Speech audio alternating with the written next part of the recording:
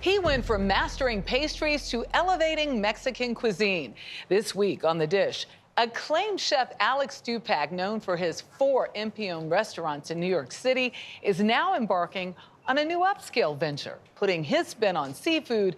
But first, we pay a visit to the spot that launched him as a restaurateur. This is a look. This is my happy place. I mean, what, is this original or did you do this? Some of it's original, some of it is artifice. Empion El Pastor is Chef Alex Stupak's comfort zone. Part taqueria, part bar. Cheers. Cheers.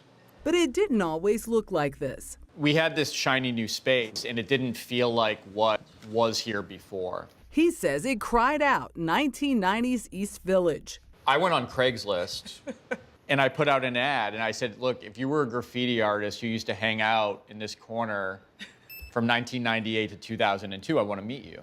And all these guys from Staten Island came out of the woodwork. Transforming it to its original splendor.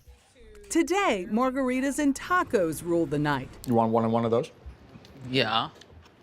From a graffiti-filled bar to a new chic hotel in Soho, Stupak is dipping his toe into his latest venture.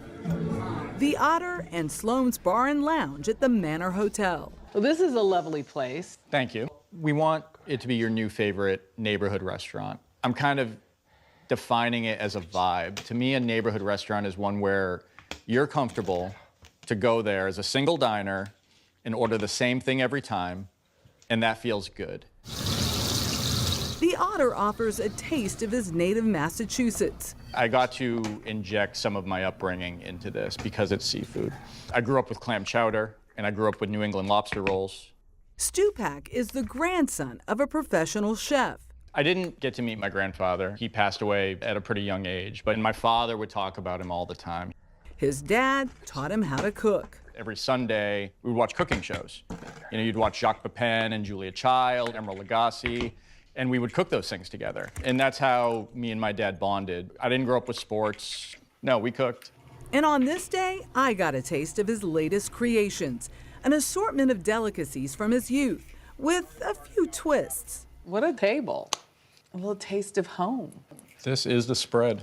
A seafood platter, razor clams with pickled mushrooms, octopus in a chili vinaigrette, tuna sashimi with a crushed sea urchin sauce, and West Coast and Shigoku oysters served with a cucumber cream. Ready? It's a 3-year-old Kumamoto oyster. Cool. You are. I'm not supposed to? No, you did perfect. All right. And the star of the show, the swordfish steak au poivre. Swordfish steak glazed in a beef jus, so it's low-key surf and turf. It is literally butter. And that peppercorn. Peppercorn crust. Next, fettuccine with masutake mushrooms and kelp. Check this out. Even a vegetarian dish has a seafood theme. The seaweed and the pasta have a similar texture. I love it. I love kelp. Also on the table, his take on a traditional lobster roll. And no meal would be complete without dessert. I took a big bite. For this former pastry chef, we end with a taste of home, a Boston cream pie. Cheers. Cheers. And to wash it all down, a refreshing gin cocktail, This is a London calling. one of Sloan's signature drinks. Stupak's signature is also on Sloan's bar food, like with these chicken nuggets. I don't know many bars that have, in hotels like this, that have chicken nuggets. Well, when we were thinking about bar food and the direction, everyone started talking about, well, let's make it elevated, let's make it this. It's like, the only way I'm elevating it is by putting it in a pretty bowl. But at the end of the day, if I have a drink, this is what I want to eat. Can you drop an order of fries for me, please? Savory wasn't always Stupak's specialty. After graduating from the Culinary Institute of America, he fell into baking when a pastry chef where he was working quit. The owners were like, what are we going to do? We don't have anyone for the pastry department. And I just raised my hand and I said, I'll do it. I'll try. You said I'll do it. Why?